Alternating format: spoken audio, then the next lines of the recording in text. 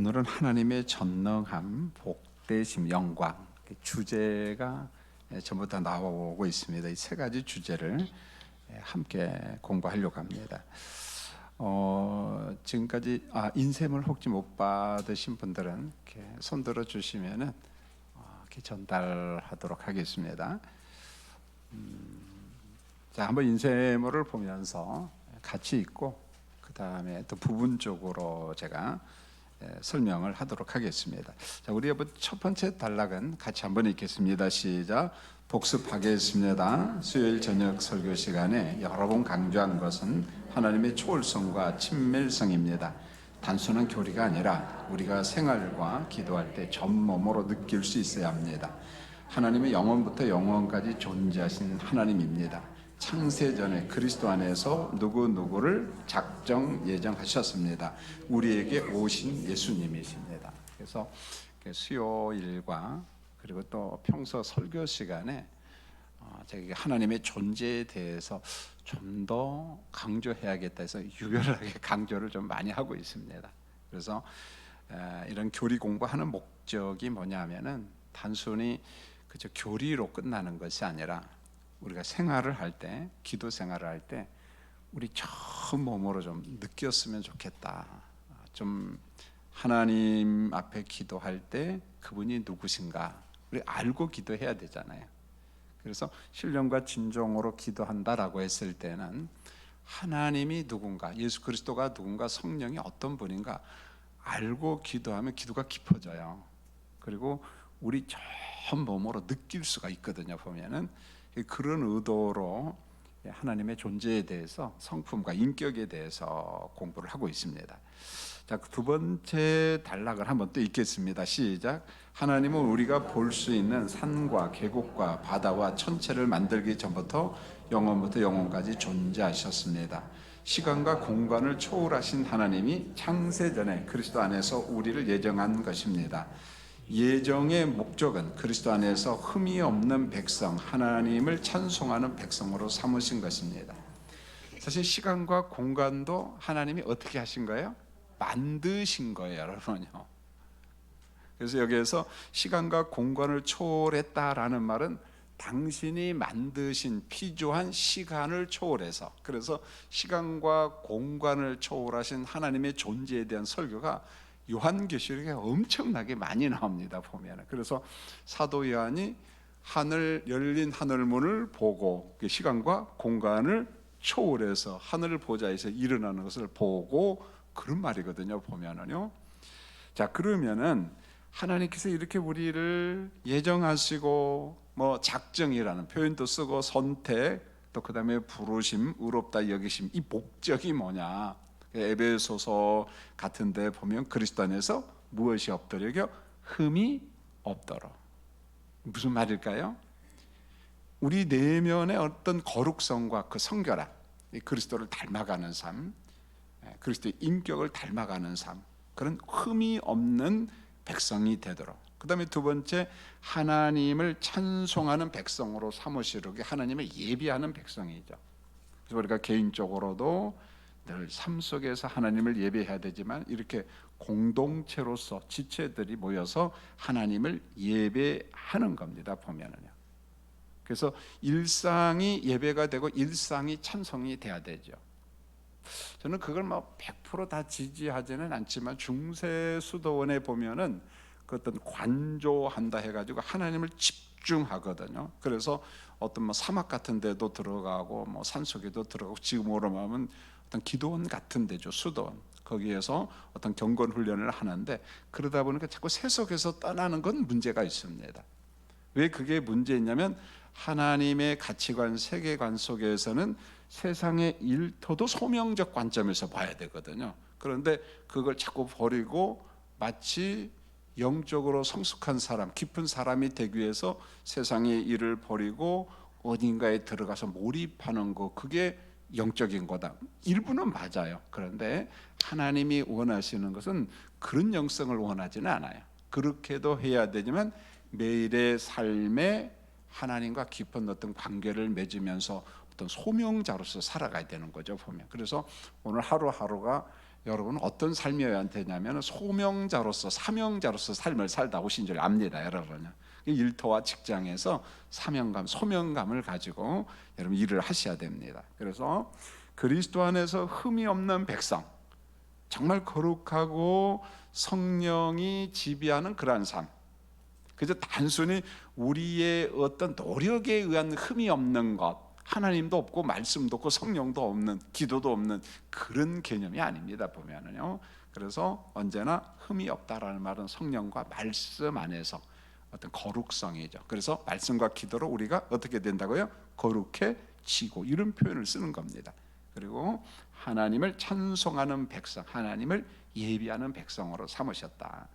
자, 우리의 구원하심도 하나님의 계획인데, 성경 에베소 1장 11절, 여러분 이게 참 신비한 진리거든요. 여러분 같이 한번 읽겠습니다. 시작. 모든 일을 그의 뜻이에 결정대로 일하시는 이의 계획을 따라 우리가 예정을 입어 그 안에서 기업이 되었으니.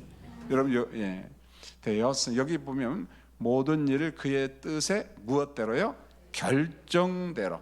그리고 일하시는 이의 무엇에 따라? 계획을 따라. 하나님의 어떤 작정 의지에 따라서 우리가 이제 예정이 되고 우리가 이제 부름을 받잖아요.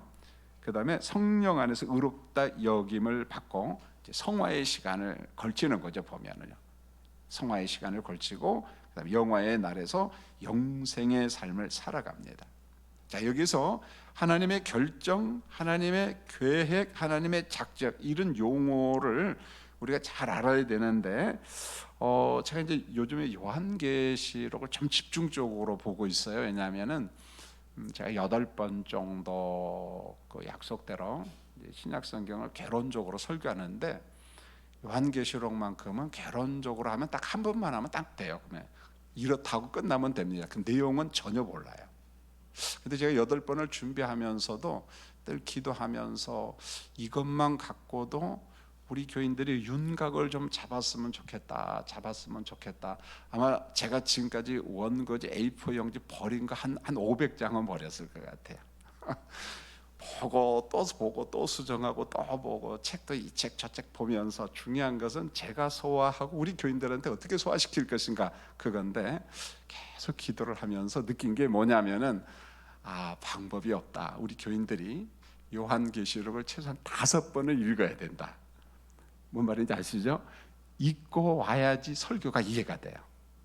안 읽으면은 계시록은 이렇다 이런 생각만 하면은 아무리 제가 설명해도 들으면서도 모르고, 듣고 계단 내려가면서 다 잊어버리고. 그래서 기도를 하면서 우리 교인들한테 독려를 하려고 해요. 5번 읽자. 읽는데 그냥 읽으면 재미가 없으니까 이렇게 8개 주제로 나누어 가지고 읽고 하면은 그 설교 시간에 들으면서 이게 이거구나 깨달을 것 같아요. 보면은 이게 기도하면서 그런 좀 생각이 들어요. 그러니까 여러분들 요한계시록 설교를 할 때 최소한 몇 번 읽어야 될 것 같아요?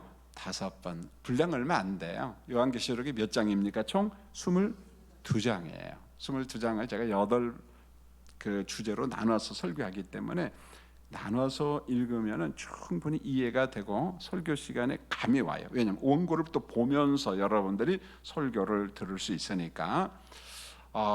제가 무슨 이야기 하자고 하냐면, 계시록의 말씀을 보면은 하나님의 계획과 결정에 의해서 앞으로 이와 같은 심판이 올 것이다 예언을 합니다. 이게 어디에서 결정이 되면 보좌에서 다 결정이 돼요. 하나님의 하늘 보좌에서. 그런데 보좌에서 결정된 것이 그대로 어디에서 실현이 되면 땅에서, 우주에서, 천체에서, 우리가 살고 있는 땅에서 그대로 구현이 됩니다. 실현이 된다는 거예요. 여러분, 우리가 주기도문을 암송하고 보면은 아버지 하나님의 뜻이 어디에서 이루어진 것처럼요, 하늘에서 이루어진 것처럼 어디에 이루어지기를 위해서 기도합니까? 땅에서 이루어지. 이게 계시록에 보면 엄청나게 많이 나와요. 우리 하나님 아버지의 뜻이 하늘에서 이루어진 것처럼 하늘에서 결정을 했어요. 자, 이런 심판을 내리기로 하나님이 결정이 되는데, 그 심판이 어디에서 실현돼요? 땅에서 실현이 돼요. 하늘에서 아버지의 뜻이 결정되고 이루어진 것처럼 어디에서 실현된다? 이 땅에서. 이게 왜 중요하냐면 우리가 기도할 때 이 기도를 해야 돼요. 아버지의 뜻이 하늘에서 이루어진 것처럼 나로 인하여 하나님의 뜻이 어디에서 이루어져야 돼요? 내가 살고 있는 우리 집에서, 여러분의 일터에서. 우리 교회가 추구하는 목적이 뭐냐면 아버지의 뜻이 하늘에서 이루어진 것처럼 석관중앙교회를 통해서 이 땅에 이루어지도록, 이게 교회가 존재하는 거고 우리가 존재하는 목적이라는 거예요. 여러분 기도할 때 자칫 잘못하면 집중력을 상실하고 중언부언합니다. 나중에 기도하다 보면 내가 뭔 기도를 하는지 몰라요. 집중력도 없고 우왕좌왕하다 끝납니다. 그런데 계속 성령께서 물론 기도를 조성하십니다. 그럼에도 불구하고 우리가 말씀을 붙잡고 성령 안에서 집중해야 돼요. 그 집중할 것 중에 하나가 뭐냐? 아버지, 내가 지금 기도합니다. 기도할 때 하나님 우리 아버지 뜻이 하늘에서 이루어진 것처럼 나를 통해서 어디에? 땅에서, 우리 가정에서, 우리 일터에서 나를 통해서 이루어지도록. 그러면은 기도 제목이 나오는 거죠. 내가 뭘 어떻게 해야 되지? 무엇을 위해서 기도해야지? 이런 거잖아요, 보면은.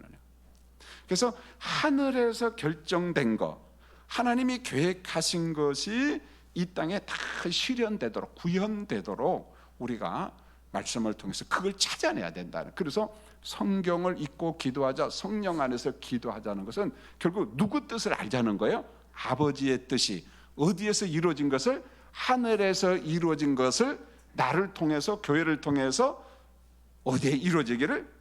여기에 이루어지기를, 땅에 이루어지기를. 말씀 없이는 이게 불가능하다는 거예요.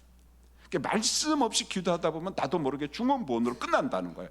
열심히 기도하고 1시간 기도하고 2시간 기도했는데 뭘 위해서 기도했냐면 넋두리예요. 굉장히 위험하다는 거죠, 보면. 그래서 성도님들이 우리가 기도를 한다, 꼭 말씀을 읽으셔야 되고 성령 안에서 그분 이끄심을 받아야 되고, 그 다음에 기도의 내용 핵심이 뭐냐? 하늘에서 아버지의 뜻이 이루어진 것처럼 어디에서 이루어지기를? 이 땅에 이루어지기를. 꼭 그걸 잊지 말았으면 좋겠어요. 그래야만이 기도가 깊어지고 행복하죠, 보면. 주의 뜻을 구할 수 있기 때문에. 자, 그 다음 단락을 한번 인쇄물을 보시면은 구원은 구원 그 자체로 끝나는 것이 아니에요. 뭐 이걸로도 정말 복이죠. 굉장하죠. 그러나 우리를 구원하신 하나님의 덕, 그 다음에 십자가의 구원과 영생의 복을 찬송하며 증거하는 일이에요. 우리를 구원하신 하나님의 그 덕스러움, 그 십자가의 구원과 영생의 복을 내가 찬송하고 내가 예배하고 그리고 선교적 사명 증거하는 거라는 거예요. 이게 참 중요하다는 거죠. 자, 첫 번째 이제 하나님은 전능하십니다. 자, 첫 번째 주제입니다. 이건 꼭 읽었으면 좋겠어요. 자, 읽겠습니다. 시작. 전능함이란 하나님의 본질을 설명하는 용어로서 자기 모순이 전혀 없는 완전한 형태의 능력입니다. 전능함에 대한 이론보다 성경에서 그 실제를 확인할 수 있습니다. 사실 전능함이 뭐냐라는 말은 우리는 쉽게 이해할 수는 있어요. 하나님은 모든 것을 할 수 있다, 뭐 이렇게 이해할 수 있습니다. 그런데 신학 사전에서는 요 말을 넣었어요. 자기 모순이 전혀 없는 형태의 능력. 왜 우리가 이렇게 설명하다 보면 모순에 빠져버려요.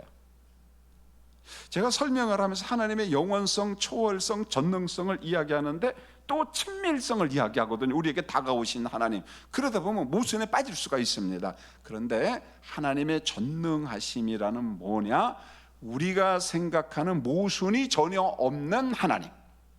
여러분, 인간들이 완벽하게 설명해도 모순투성이거든요. 그러다 보면 하나님도 전능함에 대해서 설명했는데 설명하다 보면 모순에 빠질 수가 있거든요, 보면. 그런데 그 모순이 전혀 없으신 완전한 형태의 능력이라는 거예요. 이것을 구체적으로 설명한다는 것은 사실은 저로서는 불가능합니다. 그래서 전능함에 대한 실제를 몇 개만 성경 구절을 통해서 확인하려고 하는데, 여러분 첫 번째 단락에 보면 아브라함과 사라와 관련된 전능함, 이 말씀이 있는데, 자, 같이 한번 아브라함과 사라 읽겠습니다. 시작. 아브라함과 사라는 나이가 많아 생물학적인 방식의 잉태와 출산이 불가능한 상태입니다. 하나님이 아브라함에게 말씀했습니다. 창세기 18장 10절로 12절. 내년 이맘때에 내 아내 사라에게 아들이 있으리니 그만 사라가 듣고 속으로 웃었습니다.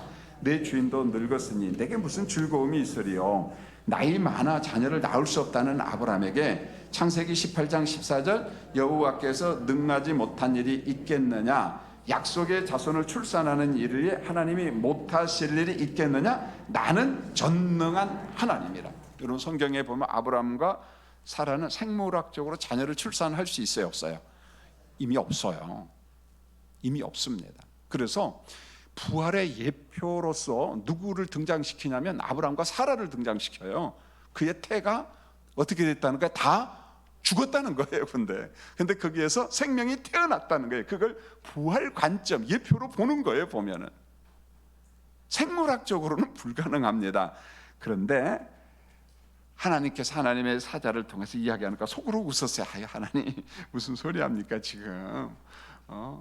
우리 나이 못 나요. 뭐 이럴 때 창세기 18장 14절에 여호와께서 무엇하죠? 능하지 못할 일이 있겠느냐? 능하지 못할 일이 있겠느냐? 약속의 자손을 출산하는 일을 위해 하나님이 못하실 일이 있겠냐? 나는 전능자 하나님이라. 이렇게 말합니다. 난 전능자 하나님이다. 바로 이런 거예요. 생물학적으로 불가능한 것을 전능자 하나님은 어떻게 할 수 있다? 하실 수 있다. 능하신 하나님, 전능하신 하나님이다. 자, 두 번째로 한번 인셈을 보겠습니다. 시작. 천사 가브리엘이 처녀 마리에게 전달했습니다. 누가복음 1장 31절 보라, 내가 잉태하여 아들을 낳으리니 그 이름을 예수라 하라. 마리아의 대답입니다. 누가복음 1장 37절 대저 하나님의 모든 말씀은 능하지 못하심이 없느니라. 구속을 위한 세밀한 계획이에요. 사실은 이것도 인간적으로 보고 이성적으로 보고 가능성이 있어요, 없어요? 난리 나죠. 불가능하죠. 그 다음에 율법적으로 보면 돌맞아 죽어야 되거든요. 보면은 이 모든 환경 속에서 하나님께서 찾아오셔서 이야기를 합니다. 그럴 때 마리아가 그렇게 말해. 대저 하나님의 모든 말씀은 어떻게 해요? 능하지 못하심이 없느니라. 처녀가 성령의 덮으심을 따라서 아기를 낳을 수 있다 없다? 있다는 거예요. 이게 믿음이 아니고는 고백이 불가능합니다. 아마 예수를 안 믿고 불신자들한테 이 말을 하면 정신 나간 소리 하지 마라 그럴 겁니다, 여러분. 그렇지 않겠어요? 오로지 믿음으로만이, 성령이 주신 믿음으로만이 수용할 수 있는 겁니다. 이와 같은 하나님의 구속을 위한 세밀한 계획이요, 성경에 쫙 퍼져 있어요. 제가 인쇄물에 그랬잖아요. 구속을 위한 세밀한 계획. 예수 그리스도의 성육신 사건, 마리아를 쓰신 사건, 구속. 여러분 구속의 큰 테두리가 뭐냐, 주제가 뭐냐, 이런 거예요. 한번 들어보세요. 그리스도의 성육신 이 땅에 왔어요. 그 다음에 예수님이 어디에 죽어요? 십자가에. 장사 지난 바 되었다가 무엇 합니까? 부활하셔요. 부활한 다음에 무엇 합니까? 여러분 대답해 보세요. 이게 구속사의 핵심을 이야기하는 거예요, 여러분요. 그러니까 이 줄기를 알아야 된다는 거죠. 다시 합니다, 여러분요. 여러분 겸손해서 이야기 안 하는데 좀 이따 이제 공부합니다. 지나친 겸손은 하나님이 싫어하셔요. 그러니까 좀 아는 체 좀 하세요. 할렐루야. 아멘이 괜찮아요, 여러분. 자, 성육신, 그 다음에 뭡니까? 십자가, 그리고 부활, 승천 다음에 뭐죠? 성령 강림. 그리고 그리스도는 성천하신 다음에 어디로 가시? 하나님 보좌 우편이라고 이야기하잖아요. 그리고 다시금 그분이 재림하셔요. 무엇합니까? 심판합니다. 영생과 영벌. 영성은 무슨 삶입니까? 새하늘과 새 땅에서 영원히 사는 것. 자, 여기에서 또 한 가지 중요한 게, 하나님께서 예수님이 승천해서 하나님 보좌 우편에 계셔요. 그러면 예수님이 실제적으로는 우리가 볼 때는 외적으로 이 땅에 있는 것 같아요, 없는 것 같아요? 없잖아요, 보면. 그런데 계셔요. 누가 사역합니까? 예수 그리스도의 영이신 누가? 성령이 똑같이 사역하는 거예요. 그래서 성령께서 교회를 통해서, 그래서 예수 그리스도의 영이신 성령이 지금 여기에서 그리스도의 사역, 하나님의 사역을 하실 이때를 무슨 시대라고 하냐면 보통 우리가 신약 시대, 교회 시대, 은혜 시대, 선교 시대 그렇게 이야기해요. 그래서 지금은 은혜 받을 만한 때요, 무슨 날이다? 구원의 날이로다, 이렇게 말합니다. 이 구속사를 위해서 제가 이야기한 이 줄기를 위해서 하나님께서 그대로 하셨다는 거예요. 그 하나님이 누구시냐? 능하지 못할 일이 없으신 하나님. 마리아가 그 이야기를 하는 거예요. 하나님은 전능자다, 그런 말이에요. 모든 걸 할 수 있다는 거예요.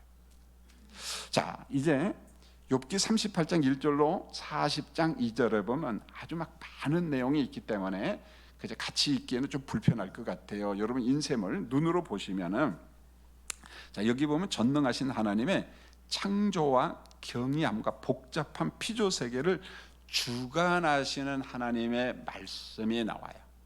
욥에게 물어보죠. 자, 욥기 38장 4절에 보면 내가 땅의 기초를 놓았다. 8절 바다의 기원, 25절 홍수와 우레와 번개, 31절 다양한 별들, 34절 구름과 넘치는 물과 번개. 여러분, 구름에 대한 표현은 성경에 보면 참 시적이에요. 문학적이에요. 보면은.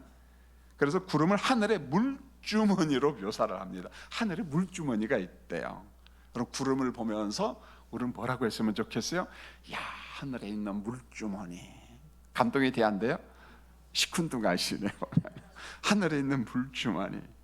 또 신명기 28장 12절을 보면 하늘의 아름다운 보고를 열어 땅에 비를 내리시고 보물창고가 어디에 있다고요? 하늘에. 그런데 그 보물창고에 뭐가 가득 차 있어요? 물. 그래서 이른 비와 늦은 비를 때를 따라 우리에게 주시고, 이런 표현을 씁니다. 보면 얼마나 미적입니까? 얼마나 시적입니까? 여러분, 우리도 기도할 때 그런 기도 좀 해서, 하나님 지금 가뭄을 와요. 막 기근이 심합니다. 하오니 저 하늘에 보물 창고 물을 열어서 뭘 내려주시고, 그 교인들이 엄청 은혜 받을 겁니다. 안 받을까요? 네, 받을 것 같아요. 보면은요. 그래서 하늘에 있는 물창고가 있는데 때를 따라 비를 주시는 누구? 전능하신 하나님, 그 말이에요.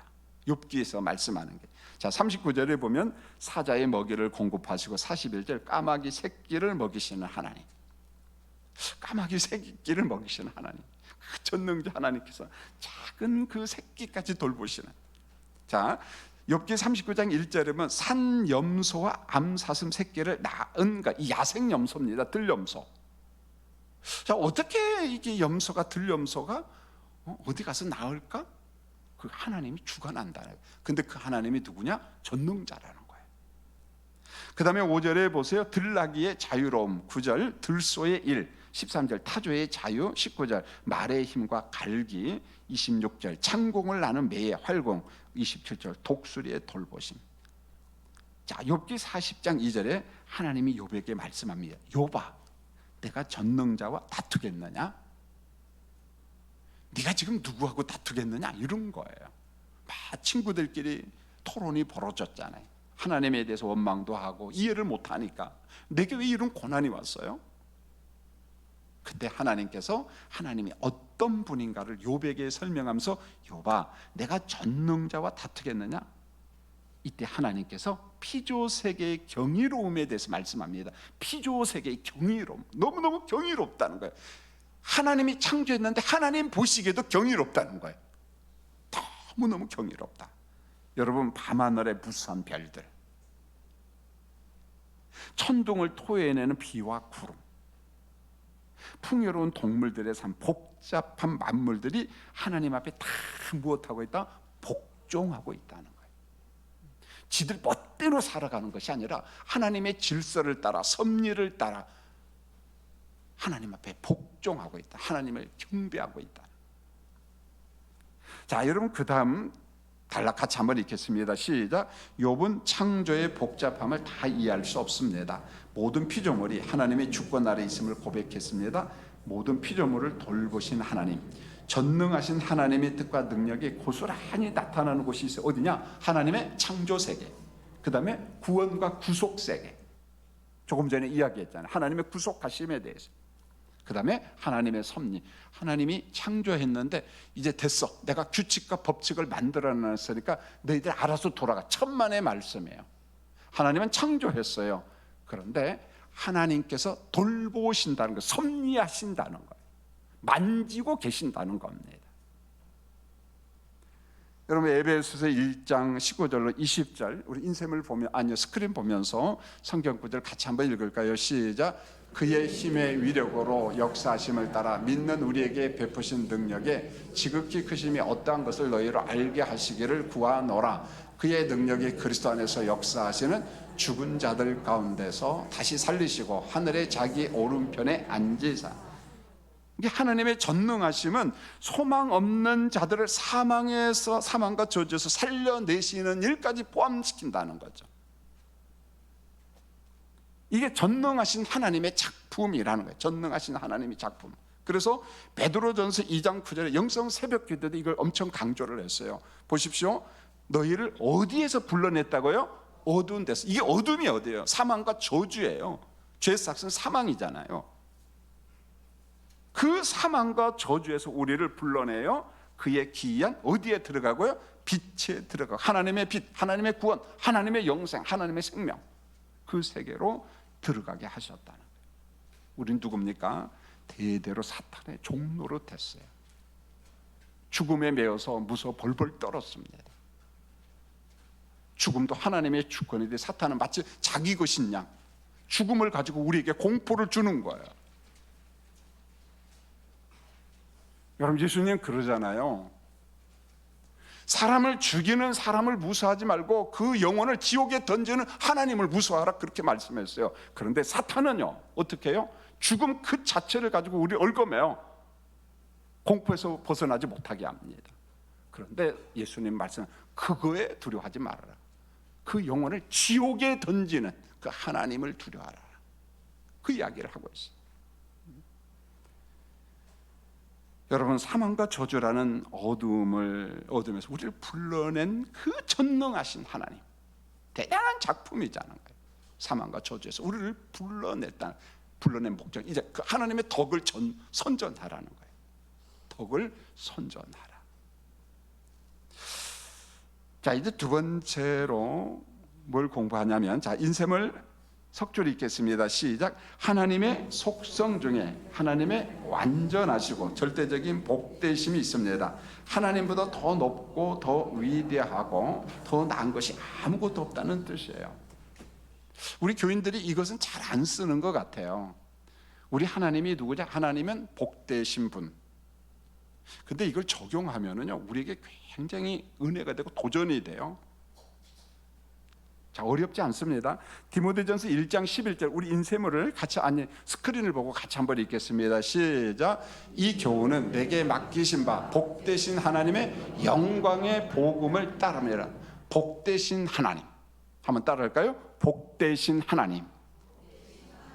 여러분, 복되심이라는 복만 생각하면 어떤 일반적인 축복, 일반적인 행복, 그걸 의미하는 게 아니에요. 이 말은 하나님의 속성에 대해서, 인격에 대해서 이야기하는 겁니다. 복의 근원이 되신다는 하나님의 신성에 대해서 이야기합니다. 하나님의 속성에 대해서 이야기해요. 하나님의 속성 중에 하나가 하나님은 복의 근원이 되신다는 거예요. 복의 근원. 하나님은 복의 근원입니다. 모든 복이 출발하는 것은 어디로부터 출발해요? 하나님의 성품으로부터 출발합니다. 하나님으로부터 출발해요. 하나님으로부터. 여러분, 디모데전서 6장 15절로 16절, 자, 같이 한번 스크린 보고 읽겠습니다. 시작. 기약이 이르면 하나님이 그의 나타나심을 보이시리니 하나님은 복되시고 유일하신 주권자이시며 만왕의 왕이시며 만주의 주시여 오직 그에게만 죽지 아니함이 있고 가까이 가지 못할 빛에 거하시고 어떤 사람도 보지 못하였고 또 볼 수 없는 이시니 그에게 존귀와 영원한 권능을 돌릴지어다. 아멘. 자, 하나님은 무엇 되시고? 복 되시고 유일하신 주권자가 되시고 만왕의 왕이 되시고 만주의 주가 됩니다. 오직 복 되신 하나님만 무엇이 없고요? 죽지 아니함이 있고 가까이 가지 못할 빛에 거하시고, 그 다음에 어떤 사람도 보지 못하였고, 하나님 봤다고 하는 사람은 몇 단이에요? 그 이단이에요. 하나님은 영적 존재이기 때문에 느낄 수는 있어요. 근데 우리가 봤다고만 안 됩니다. 보면 또 볼 수 없는 자죠. 하나님이요. 그에게 존귀와 영원한 권능을 돌릴지어다. 아멘. 여러분, 디모데전서 6장 15절 16절이 주는 진리인데, 우리 하나님이 자신을 알리는 만큼만 우리가 그분을 알 수 있어요. 그러면 어떻게 알리느냐? 전문 용어로 특별 계시와 일반 계시예요. 하나님의 말씀을 통해서 알리고, 하나님이 창조하신 창조물을 통해서 알리시고, 성경 말씀을 통해서 알고, 우리가 자연 피조물을 통해서 이게 하나님이 창조하셨구나, 참 아름답구나, 그 정도 아는 거죠. 자, 우리는 계시된 말씀과 성령을 통해서만 하나님의 존재와 성품을 알 수 있습니다. 제가 복되신 하나님 이야기를 하면서 이제 그 다음 세 단락이 참 중요한데, 요것 때문에 제가 복되신 하나님 이야기를 하는 겁니다. 자, 먼저 비유 한번 읽겠습니다. 시작. 사람의 존재와 인격을 잘 보세요. 복된 인간이 아닌 경우가 허다합니다. 일부 사람들은 남들은 사랑합니다. 정작 자신을 사랑하지 못합니다. 자신에게 자족하고 만족하고 자신 스스로를 즐거워하고 기뻐하지 못합니다. 복된 사람이 아니라는 거예요. 우리는 어느 때는 너무 지나치게 겸손해요. 그런데 그 겸손이 너무 지나쳐서 자기를 막 자학합니다. 보면 자기를 막 핍박합니다. 자기를 막 학대를 합니다. 그거는 위험하다는 거예요. 하나님의 속성과 안 맞아요. 보면 여러분, 겸손이 필요하죠. 그런데 겸손을 과장한 교만이 굉장히 많습니다. 그러나 완전하시고 절대적인 복되신 하나님은 하나님 자신이 기뻐해요. 좀 어색한 표현인지 모르지만 하나님은 자기 스스로 무엇한다고요? 좀 이상한가요? 하나님 스스로 기뻐하셔요. 하나님 스스로 즐거워하셔요. 하나님 스스로 자족하시고 자신에게 만족하시는 복되신 하나님, 이게 하나님의 성품이에요. 성품. 왜 하나님의 속성이 복되신 하나님인가? 완전하신 하나님. 완전하신 하나님. 그 다음 보세요. 여러분 읽겠습니다. 우리 한번 점검해 봤으면 좋겠어요. 시작. 복되신 하나님의 속성이 주는 도전입니다. 의롭다 인침받은 성도에게 그 다음으로 중요한 것은 성령 안에서 내가 나를 기뻐하고 사랑하고 자족하고 만족하며 즐거워하는 것입니다. 나 자신이 복입니다. 여러분, 창세기 12장 2절에 너는 뭐가 될지다? 복이 될지다. 내가 복이라는 것을 자각한 사람만 복된 사람이지, 복의 통로가 되는 거지, 나는 복된 사람이라는 것을 자각지도 못하는 사람이 복의 통로가 된다. 무슨 소리예요? 그건 무슨 거짓말입니까? 그 말도 안 되는 소리 하지 말라는 거예요. 복되신 하나님을 믿는 사람들은 복되신 하나님이 스스로 기뻐하고 자족하고 만족하고 즐거워하던 것처럼 우리도 기본적으로 하나님의 거룩한 백성으로 어떻게 해야 돼요? 내가 나를 무엇해야 돼요? 기뻐해야 되고, 내가 나를 사랑하고, 내가 내 스스로 자족하고 만족하며 즐거워하는 나 자신이 복이다. 하나님이 없는 상태로 한다면 이상하겠지요. 그런데 복되신 하나님을 믿는 자로서, 복되신 하나님의 성품을 아는 사람으로서 우리 스스로가 자족해야 되고 만족해야 되고, 물론 압니다. 우리가 부족하고 무슨 일을 해도 속상하고 안타깝고 그런 거 있어요. 그러나 기본적으로 그래, 복되신 하나님을 믿는 내 스스로 복된 사람이다라는 자각이 필요합니다. 여러분, 이럴 때 우리가 누리는 복을 주변 사람에게 나눠줄 수 있지, 복된 사람도 아닌 사람이 복 나눠줄 수 있느냐는 거예요. 여러분, 나눠줄 수 없습니다. 보면 마치 이런 겁니다. 제가 이렇게 강단에서 설교를 하는데 제가 이해하지 못한 것을 교인들한테 설교하면은요, 그 참 이상해요. 보면은요, 그게 가장 중요한 게 뭐냐? 설교를 준비하면서 내가 그 본문, 내가 준비한 말씀에 내가 이해하고 있느냐, 그걸 노력하는 거예요. 1차적으로. 그리고 난 다음에 그걸 전하는 겁니다. 근데 내가 모르는 것을 그대로 전하려고 하면 모르는 거죠. 교인들도. 나도 모르는데.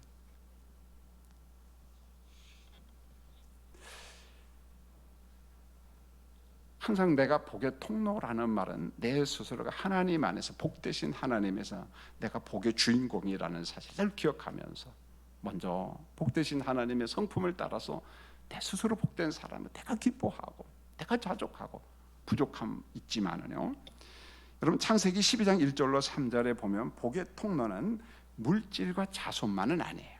복하니까 물질 아니에요. 그것만 아닙니다. 아브라함을 통한 하나님을 알리는 거예요. 알리는 거. 두 번째로 아브라함의 씨로 오실 예수 그리스도로 인한 구원 얻음의 복입니다. 창세기에서 말씀한 넌 복의 근원이야, 복의 통로가 될 거야 라는 말은 그런 거 단순히 어떤 물질적인 복만이 아니라는 거예요. 나를 통해서 하나님을 알리고 아브라함의 씨로 오신 예수 그리스도니라 내가 구원받고 나를 구원하신 그리스도를 소개하는 거예요. 알리는 거예요. 자, 마지막에 이제 세 번째 하나님의 속성 중에 뭐가 있냐면 영광이 있어요. 글로리라. 여러분, 영광은 하나님의 위대하심과 광이, 좀 어려운 말을 다 갖다 붙여놨어요. 근데 특별히 이거 외에는 쓸 단어가 없어.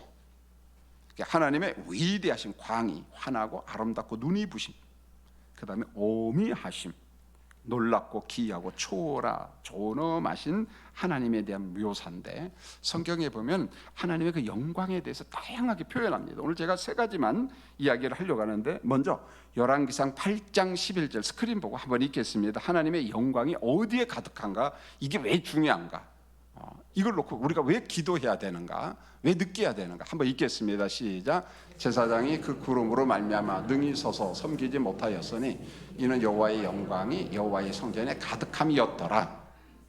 하나님의 영광이 지금 어디에 가득 차 있어요? 정확하게는 잘 모르겠어요. 하나님의 그 영광이, 구름이 어떻게 가득 찼는지 우리가 보지를 못했기 때문에.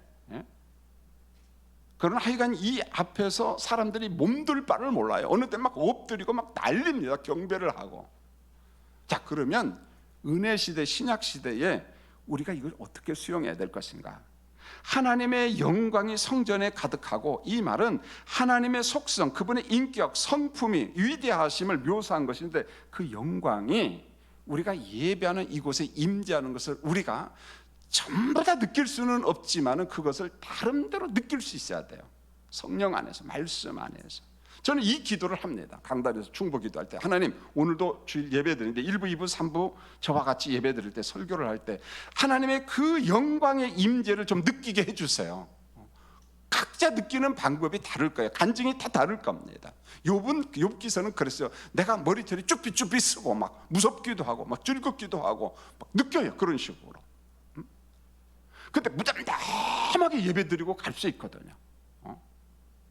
여러분, 오늘 저녁에 예배 드리고 수요 예배 드리가는데 그냥 구색 맞추기 위해서 온 게 아니라는 거예요. 하나님께 예배 드리면서 하나님의 영광과 임재를 우리가 어떻게 할 수 있어요? 성령 안에서 좀 느낄 수 있도록 우리가 그런 기도를 하고 그런 중보 기도가 필요하다는 거예요. 오늘 예배 중에 느끼게 해주시라고, 우리 예배 중에 경험할 수 있게 해주시라고. 제가 경험론을 예찬하는 건 아닙니다. 그러나 말씀에 근거해서 하나님의 영광이 성전에 가득하고 내가 예배하는 곳에, 심지어는 내 안에 그런 하나님의 임재를 강력하게 경험할 수 있는, 그래야죠. 이게 없이 1년, 2년, 10년 예배를 들으면 땡땡하고요, 재미없습니다.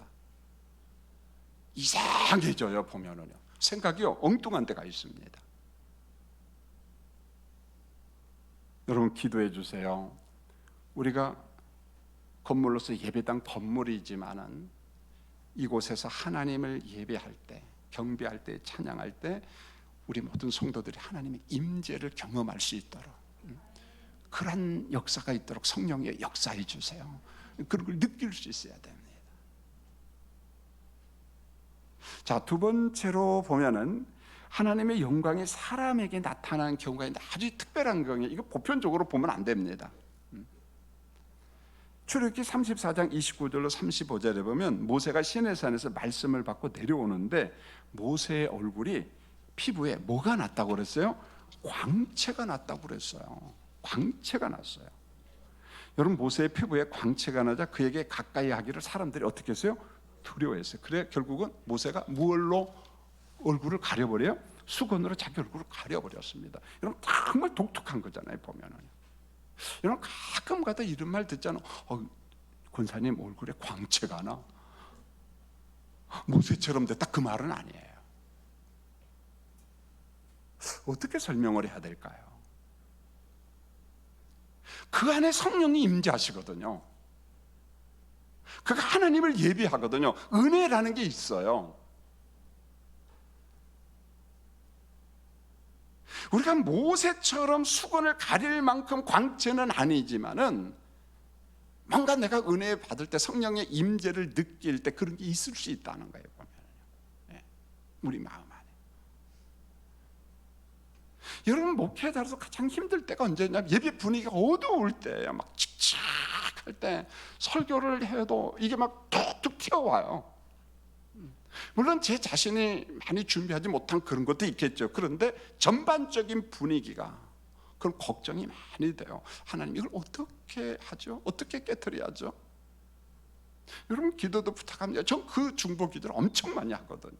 하나님 오늘 예배 중에 모든 예배 드리는 사람들 안에 정말 은혜가 스펀지가 물을 받아들이듯이 그런 분위기, 그런 환경, 이게 참 실질적으로 옳은 게 세상에서 하나님의 임재, 말씀 읽기, 기도하기 이런 거 전혀 없다가 일주일에 한 번씩 예배 드리러 오거든요. 보면은요. 그러니까 은혜 받기에 바탕이 전혀 안 돼 있어요, 사실은. 그러잖아요. 재밌는 표현이요. 야, 교회 가야 되는데 성경 어디 있냐? 그러면서 찾다 보니까 침대 밑에서 찾아와서 먼지 털털털 털어가지고 하고 일주일 동안 성령과 하나님과 상관없이 살다 오거든요. 보면요. 말씀 한 구절도 안 읽었어요. 기도가 뭡니까? 보면은요. 세상에서 막 죽기 아니면 죽기로 싸우다 왔거든요. 보면요. 그 속에 성령이 역사한다면 불가능하거든요. 보면은요.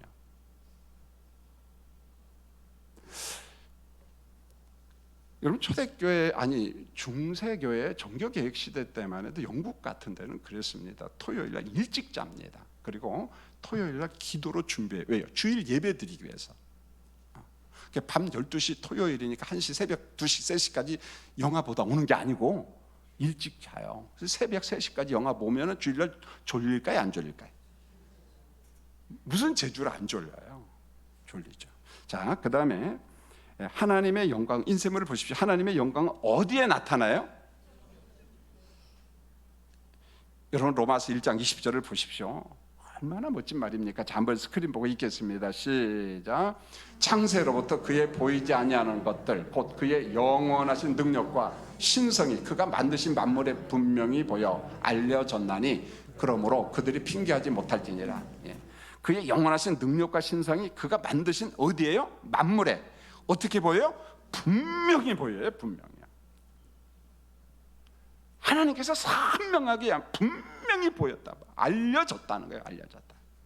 여러분 우리 교인들이 서울 아파트하고 아스팔트 속에서 살지 않은 시멘트 속에서요. 교회나 오니까 지금 꽃도 좀 있고 나무도 있고 뭐 이러지 않습니까?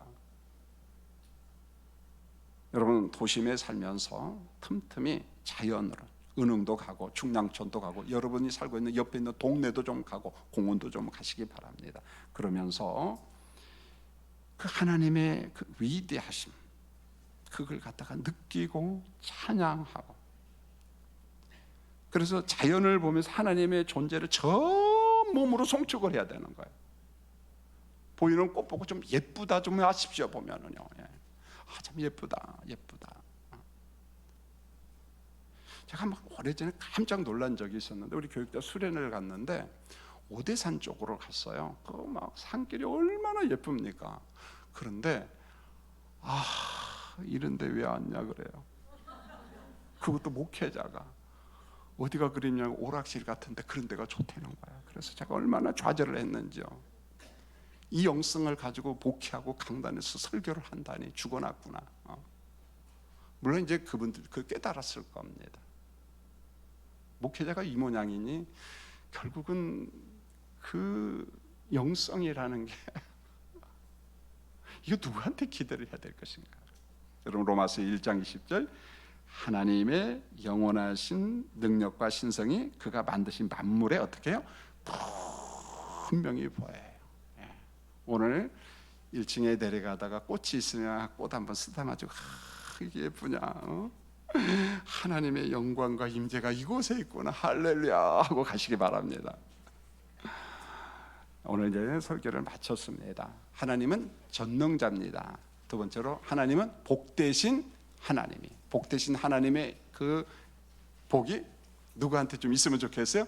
우리에게. 너무 지나치게 자학하는 거 물론 겸손이 좋지만은 그러나 너무 지나친 자학, 학대, 자학 그러지 마시고 우리가 좀 복스러운 사람이 되었으면 좋겠어요.